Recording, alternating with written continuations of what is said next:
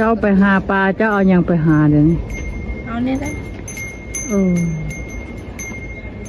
เอาเสื้อนี้บ่ไปตึกเก่าไปใส่น้ำไหลแล้วปลาเนี่ยนี่ก็ยังว่าเป็นเสื้อโอ้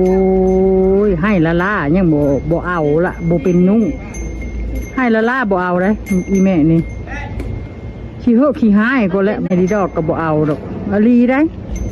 แล้วนี่ก็ยังซื้อโอ้ยนุ่งเสื้อตัวไรกันตัวเท่าไรนี่ตัวเท่าไหร่200,000โอ้ยให้1,000 กีบก็ยังบ่เอามันได้ว่าแต่200,000น่ะนี่นั่นมันมีเสื้ออีกนึงเดี๋ยวมันเป็นงงงามนะทีใดนี่โอ้ได้ปลาโยนได้นี่โอ้ถ้าเราจะไปเฮือนนี่เอาเสื้อแก้ปลาไว้ในเฮือนนี่ปลามานี่เขาได้ปลาย้อนน้ำเสื้อนี่ไม่เป็นอะไรค่ะ